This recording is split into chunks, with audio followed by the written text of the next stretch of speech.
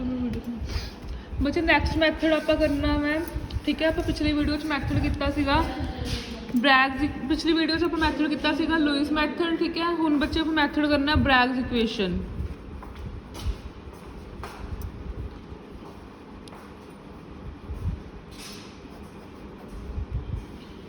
ठीक है। बच्चे ब्रैग्स इक्वेशन दे विच आपां की स्टडी करना उही स्टडी करना जो लुईस मैथड विच करना सीगा ठीक है। बच्चे लुईस मैथड दे विच भी आपां स्टडी किया internal structure of crystal with the help of sport but उन्हां दे विच कुछ लिमिटेशन सी उस मैथड दियां ठीक है। तां ही आपां कहा सीगा कि आपां नैक्सट मैथड करांगे ठीक है ब्रैग्स इक्वेशन। इस इक्वेशन दे विच भी आपां की करना वा इंटरनल स्ट्रक्चर ऑफ क्रिस्टल की स्टडी करनी है ठीक है। तो इस मैथड विच है कि ठीक है for the study of crystal structure ठीक है Bragg's proposed a series of equidistant parallel planes ठीक है। पैरेलल प्लेन ब्रैग्स ने दिते सीगे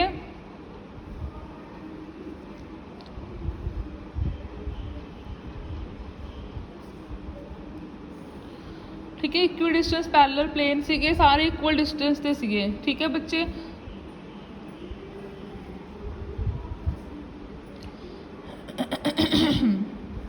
ठीक है तो बच्चे इहदे विच की है अपने कोल की है ब्रैग्स ने जो एक प्लेन दिते सीगे ठीक है बच्चे। उन्हां दे विच की है जिवें आपां एक फर्स्ट प्लेन दे उत्ते एक लाइन एक रे आपां इंसीडेंट करदे हां ठीक है। और सेम प्लेन तो की कर जाती है बैक चल जाती है रिफ्लैक्ट कर जाती है फिर आप सैकेंड प्लेन तो उवें रे इंसीडेंट करते हैं सैकेंड प्लेन तो भी की कर जाती है रिफ्लैक्ट कर जाती है वापस इदा ही थर्ड प्लेन तो इदा ही एंड अप टू सोन। क्योंकि बच्चे मैं क्या सीगा कि जो प्लेन है इक्वी डिस्टेंस है इन्होंने सारे सपोज कर लो डिस्टेंस की है डी है सारिਆਂ का डिस्टेंस आपस में की है डी है। तो एक बच्चे होर चीज़ कि जोड़ा अपने को इंसीडेंट रे है ठीक है तो जी अपने को प्लेन है उन्हें एंगल थीटा बनाती है ठीक है। जी रिफ्लैक्टेड रे है वह भी एंगल की बनाती है थीटा बनाती है ठीक है बच्चे। तो ये अपने को आप पैरेलल प्लेन की गल की है ठीक है। आप ये जी रे स्ट्राइक की है क्योंकि आप एक्सरे स्टडी कर रहे हैं तो आप रे का स्ट्राइक की है एक्सरे की ठीक है एक्सरे बीम स्ट्राइक की है ठीक है। क्यों की है क्योंकि जो आप सपोज करके चले हैं जो वेवलेंथ ऑफ एक्सरे है ठीक है it is equal to the distance between the parallel plane आ डिस्टेंस दे इक्वल है ठीक है। दैन जो हॉरिजॉन्टल लाइन है these are separated by a distance D. अपने को की है प्लेन है किहड़े प्लेन है किहड़ा प्लेन बनता है इधर जो इंसीडेंट प्लेन है ए बी सी बनता वै जो अपने को रिफ्लैक्ट होकर प्लेन बनता वै अपने को की बनता वै एल एम एन ठीक है बच्चे। सारा कुछ थ्योरी वाइज लिखना है कि we have in a Bragg's equation we have equidistance parallel planes and x-ray beam is strike on the plane and it is reflected back along the length O L second ठीक है।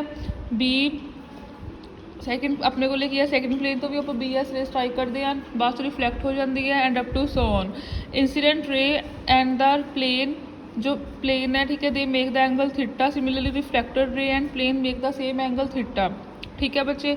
And wavelength of the x-ray it is equal to the parallel distance between the adjusting planes ठीक है। Now a beam of x-ray with the wavelength lambda is equal to incident on angle theta ठीक है and it is reflected along the same path OL ठीक है। Similarly BS strike कर दी second plane ते and reflected along the SM। Similarly G C है C plane है ठीक है जो C है ये भी स्ट्राइक कर दी है CE स्ट्राइक कर दी है ठीक है थर्ड प्लेन ते and it is reflected along the length EN ठीक है। EN लेंथ तो की हो जाती है बच्चे रिफ्लैक्ट हो जाती है ठीक है। तो नैक्सट आप बच्चे इतने एंगल बारे डिस्कस करना वै अपने को की है कि जो आह वाला पाथ डिफरेंस है जो आप फर्स्ट प्लेन तो सैकेंड प्लेन के कंपैरिजन करिए ठीक है बच्चे। फर्स्ट प्लेन तो सैकेंड प्लेन के आप कंपैरिजन करिए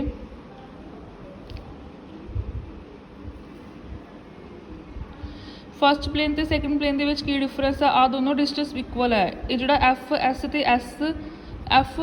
तो एस जी ठीक है इन्ना को डिस्टेंस की है फालतू है तो इन्हों आप बोलेंगे पाथ डिफरेंस ठीक है।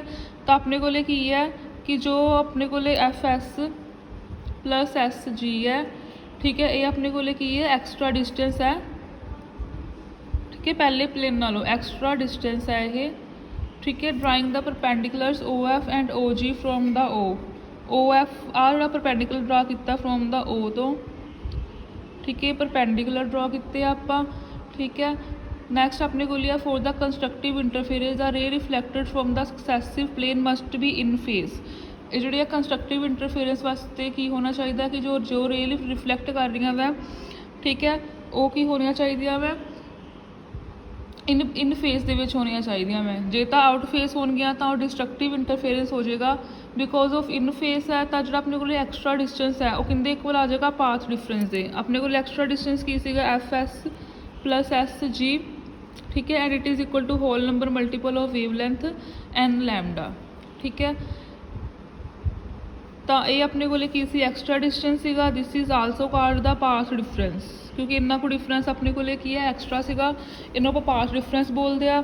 तो इन फेस दे विच की हुंदा जो पाथ डिफरेंस हुंदा किंदे इक्वल हुंदा वै some whole number multiple of the wavelength, तो किंदे इक्वल आ गया लैमडा दे इक्वल आ गया, ठीक है बच्चे। नैक्सट अपने को एंगल्स की आप गल करनी है, ठीक है बच्चे। अपने को जो आह एंगल है, ठीक है, ये अपने को 90 डिग्री का वै, ठीक है बच्चे। अपने को आ एंगल थीटा वै, तो जो आ वाला एंगल है ये पूरा एंगल, ठीक है बच्चे, ये 90 डिग्री का होंगे, ठीक है। इन्ना कोई एंगल थीटा वै, आ भी एंगल थीटा होएगा, ठीक है। तो बच्चे जो आ वाला एंगल है विच वाला, ठीक है, ये भी थीटा होगा। जो इधरों एंगल है ये भी की होएगा थीटा होएगा, ठीक है बच्चे। तो अपने को की है एफ ओ एस ते ए ओ ते आर, ठीक है, ए ओ आर। ये जोड़ा एंगल है की होएगा थीटा बच्चे। आर आ वाली लाइन है, आ वाला एंगल आ भी थीटा ते आ भी थीटा, ठीक है। सिमिलरली इधर एक अपने को की है जी ओ एस, एक अपने को की है जी ओ एस है, एक अपने को की है एल ओ, इनू भी कोई नाम दे दो टी, ठीक है, एल ओ टी।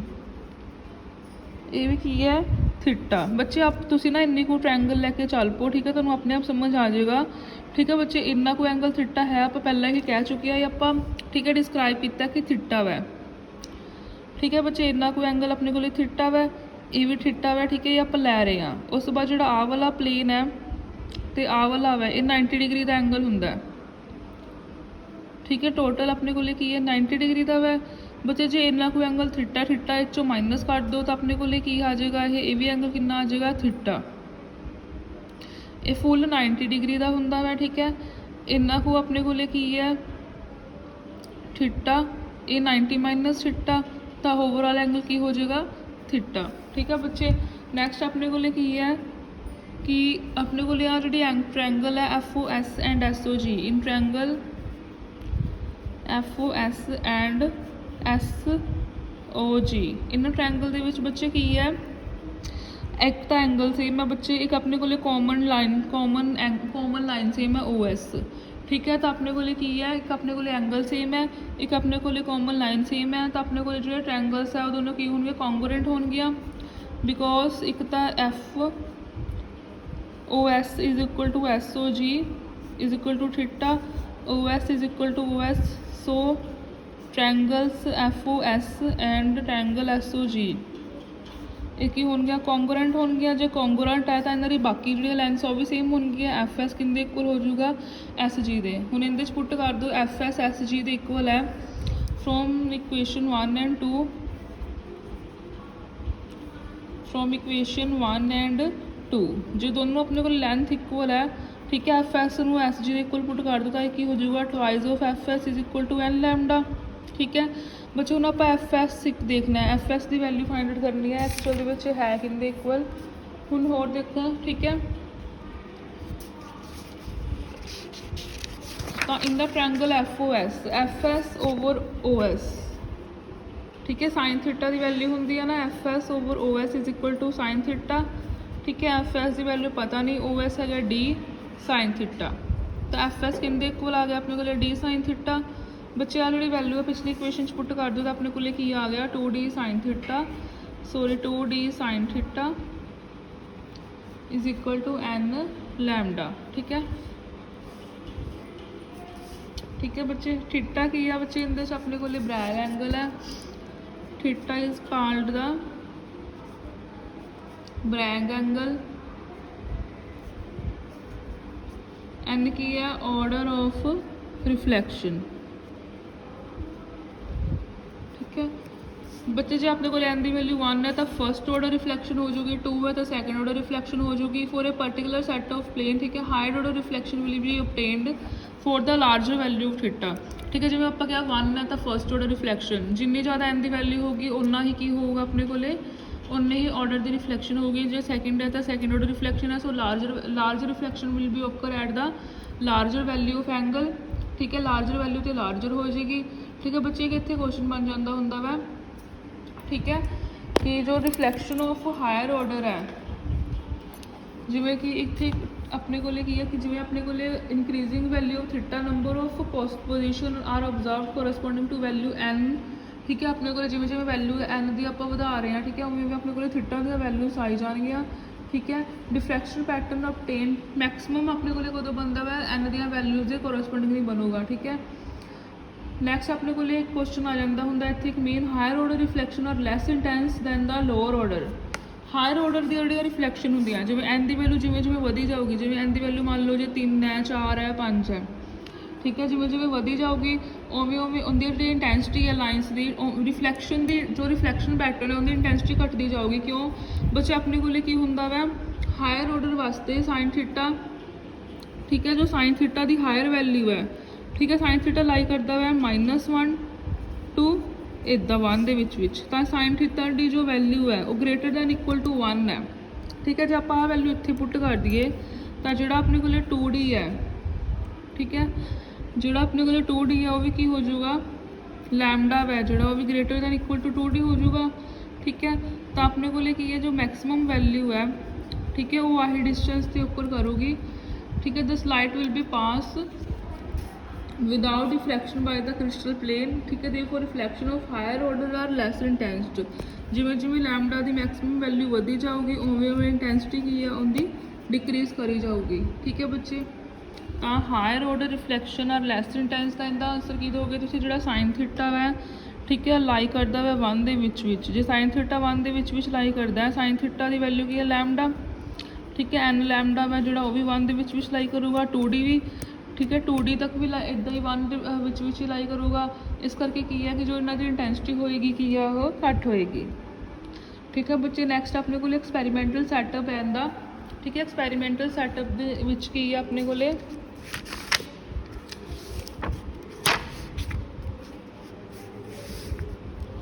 बच्चे एक्सपैरीमेंटल सैटअप दे विच अपने को की है एक एक्सरे, एक अपने को की है इत्थे ट्यूब है एक्स जितों कि एक्सरे जनरेट हो रहा है।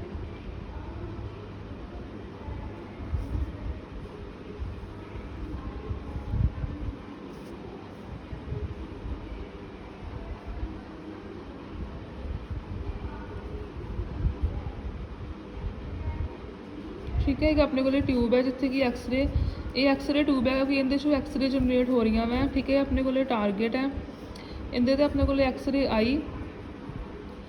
ठीक है, वो अपने को स्लिट चो पास की, स्लिट चो पास करने का यही मतलब होंदा वै कि अपने को की है कि अपने को narrow beam of light generate हो सके। फिर अपने को इत्थे की है, ठीक है, अपने को टर्न टेबल है जिथे कि एंगल भी लगे हुए हैं। ठीक है, इत्थे अपने को क्रिस्टल ग्रेटिंग है। इत्थों अपने को की है आयनाइजेशन चैम्बर तक रे पहुँच रही वै, उत्थे इन्हों की की हो रही है आयनाइजेशन होएगी। ठीक है, उत्थे अपने को की है इन्हों की आयनाइजेशन हो जूगी। ठीक है, ये अपने को की है टर्न टेबल। जो अपने को आ चीज़ है कि बच्चा अपने को क्रिस्टल। ठीक है, तो x-ray are generated from the x-ray tube. ठीक है, by bombarding the cathode ray on a target है। The generated x-ray are pass through a slit then they are pass, फिर बच्चे सारा पॉइंट वाइज लिखना है कि x-ray are generated from a tube then these are pass through a slit. ठीक है, so that a narrow beam of light is generate. Slit का तो होंगी है ताकि अपने को जे अपने को की है कि जे ज़्यादा वाइड बीम आ रही है तो अपने को narrow beam of light obtain हो सके। ठीक है बच्चे, फिर नैक्सट अपने को की है, अपने को reflected beam is pass into ionisation chamber C.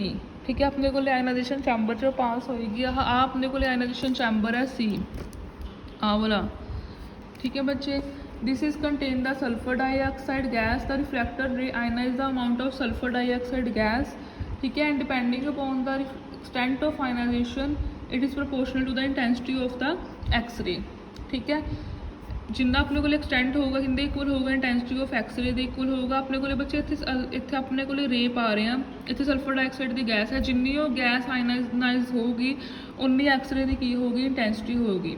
Crystal जोड़ा क्रिस्टल का फेस है, क्रिस्टल का फेस है आप रोटेट करांगे।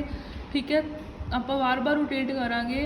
Crystal face is rotated by turn table and changing the angle to receive the reflected beam into the ionisation chamber, ताकि जो अपने को कोई बाहर आ रही है तो रिफ्लैक्टेड आयनाइजेशन चैम्बर के विच ही जा सके। For a particular crystal face there are a set of value theta which satisfy the Bragg's equation. अपने को इत्थे वही वैल्यू आनियाँ थीटा दियाँ जिहड़ियां कि ब्रैग्स इक्वेशन नूं सैटिस्फाई करनगियां, that is N lambda is equal to 2d sin theta. ठीक है, plot of intensity of reflected beam for various angle of theta is drawn from this graph, angle corresponding to first second and third order is calculated. ठीक है बच्चे, का इस की है अपने को तो बच्चा अपने को एक एक्सरे ट्यूब है जितों कि एक्सरे फर्स्ट पॉइंट की एक्सरे जनरेट हो रहा है। दीज आर नेक्स्ट सैकेंड है कि these is pass to pass through a slit. ठीक है, अपने को नैरो स्लिट जो पास कर रही है to obtain a narrow beam of light at then this is passed on the ionization chamber C. In the ionization chamber there is a sulfur dioxide gas and from the amount of gas we can find the जिन्नी अपने को gas हुई है from the amount of gas we can find the ਆਪਾਂ ਕੀ find out कर सकते हैं, we can find the intensity of the x-ray. ठीक है, आप एक्सरे की इंटेंसिटी ਨੂੰ फाइंड आउट कर सकते हैं कि कितनी आयनाइजेशन हुई है। By rotating the turn table we get the ionisation reflected beam into the ionisation chamber. जो आप चैम्बर के लैके आने तो आप इनू क्रिस्टल फेस में रोटेट करांगे। ठीक है बच्चे, and at the different values we obtain the intensity of x-ray and from this we can obtain the first order, second order and third order maxima। ठीक है बच्चे, नेक्स्ट है वेरिफिकेशन।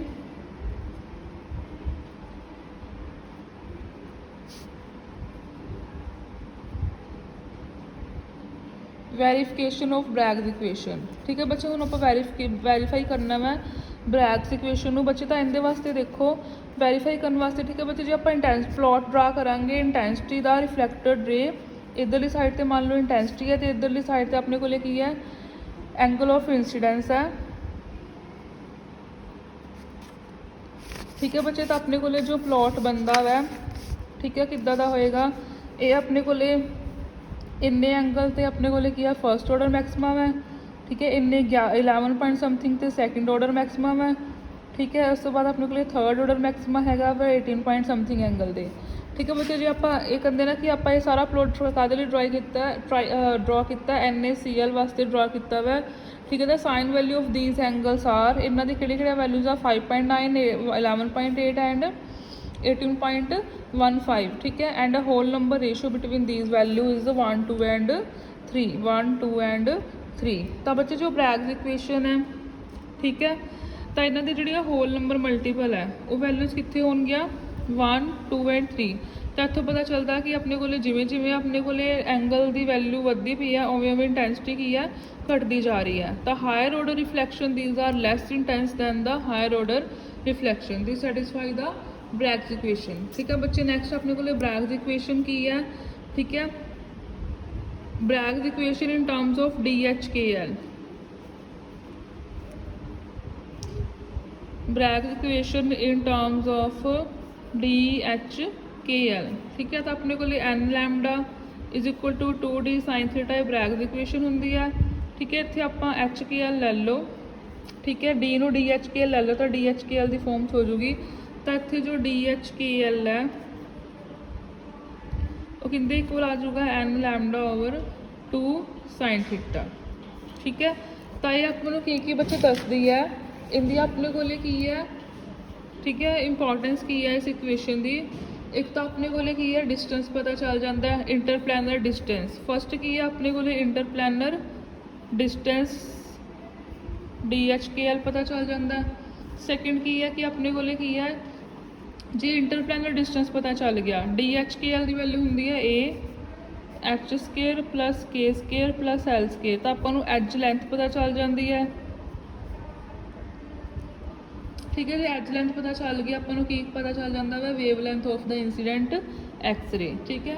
ਵੇਵ ਲੈਂਥ ਪਤਾ ਚੱਲ ਜਾਂਦੀ ਹੈ ਇੰਸੀਡੈਂਟ ਐਕਸ-ਰੇ ਦੀ, ਠੀਕ ਹੈ। ਥਰਡ ਕੀ ਹੈ, ਆਪਾਂ ਨੂੰ ਵੇਵ ਲੈਂਥ ਪਤਾ ਚੱਲ ਜਾਂਦੀ ਇੰਸੀਡੈਂਟ ਐਕਸ-ਰੇ ਦੀ, ਕਿਉਂਕਿ ਉਹ ਤਾਂ ਆਪਣੇ ਕੋਲ ਇਕੁਏਸ਼ਨ ਹੈਗੀ ਹੈ 2D sin θ = n lambda, lambda ਪਤਾ ਚੱਲ ਜਾਂਦਾ, ਠੀਕ ਹੈ। ਸੋ this is all about the, ਠੀਕ ਹੈ, bags method and Bragg's equation and importance of the Bragg's equation। Importance ਦੇ 3 ਪੁਆਇੰਟ ਹੈ, ਡਿਸਟੈਂਸ ਪਤਾ ਚੱਲ ਜਾਂਦਾ, ਡਿਸਟੈਂਸ ਪਤਾ ਤਾਂ ਐਜ ਲੈਂਥ ਪਤਾ ਚੱਲ ਜਾਂਦੀ, ਐਜ ਲੈਂਥ ਪਤਾ ਤਾਂ ਆਪਣੇ ਕੋਲੇ ਵੇਵ ਲੈਂਥ ਪਤਾ ਚੱਲ ਜਾਂਦੀ ਹੈ, ਠੀਕ ਹੈ। ਸੋ ਬੱਚੇ ਨੈਕਸਟ ਆਪਾਂ ਨੈਕਸਟ ਵੀਡੀਓ 'ਚ ਡਿਸਕਸ ਕਰਾਂਗੇ।